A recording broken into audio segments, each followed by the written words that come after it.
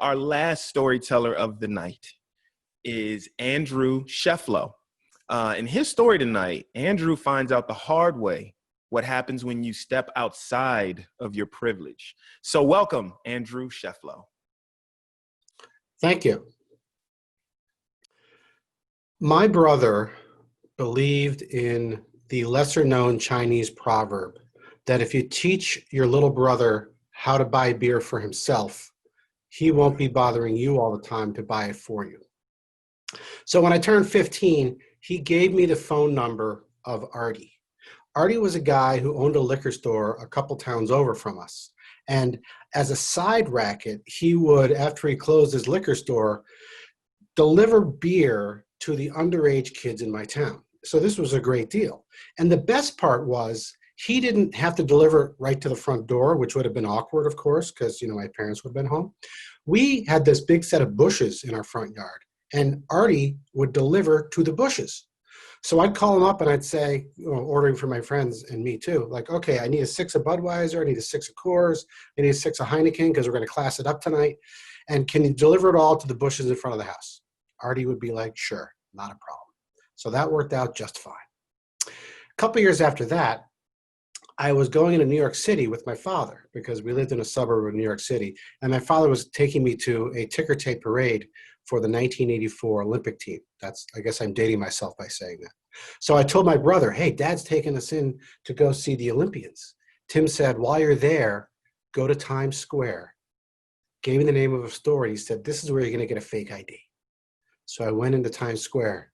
I got a fake ID. And I brought it home and I showed my friends. So of course they all got fake IDs, but we didn't really know what to do with them at first. So I asked my brother about it. I said, I'm going to use this fake ID. I can go to these restaurants. I can go to these bars. I can go to these liquor stores. Tim said, no, you can't do that. Because if you do that, you could run into mom and dad, or you could run into their friends. You don't want to do that.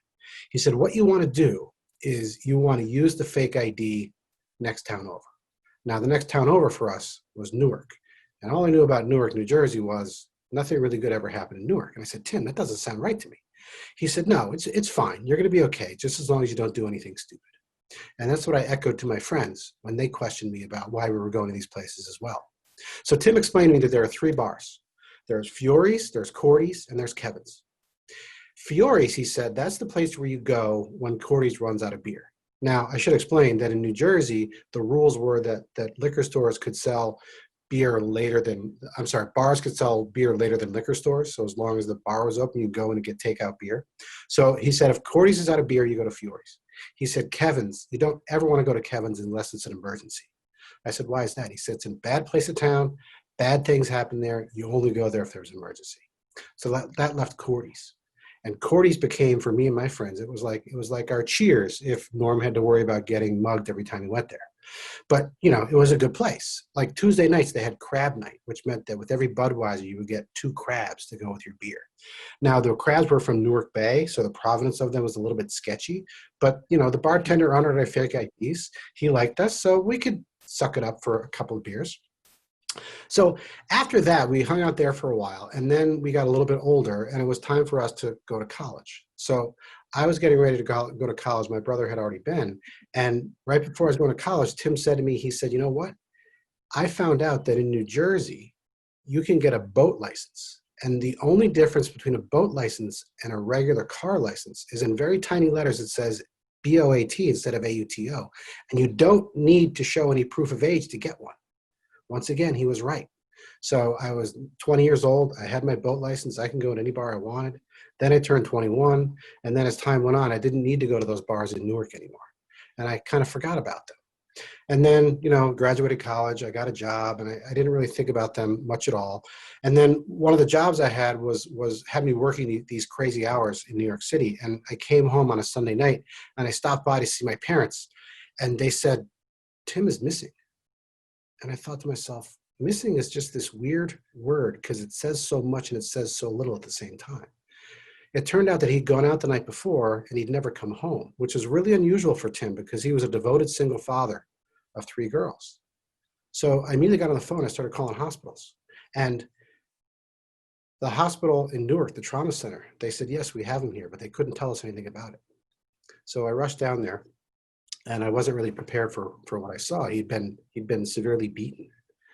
And it turns out that we never really found out what happened. We hired a private investigator. The private investigator could only determine that Tim had been at Kevin's, and he'd gotten in an altercation with someone who had essentially beaten him and left him for dead in the gutter. Luckily, Tim got better, but it took a long time. And I remember thinking to myself, what the hell kind of emergency was it that Tim went to Kevin's? And I realized that danger is going to find you, whether you do stupid things or not, because no cocoon of privilege can save you from that.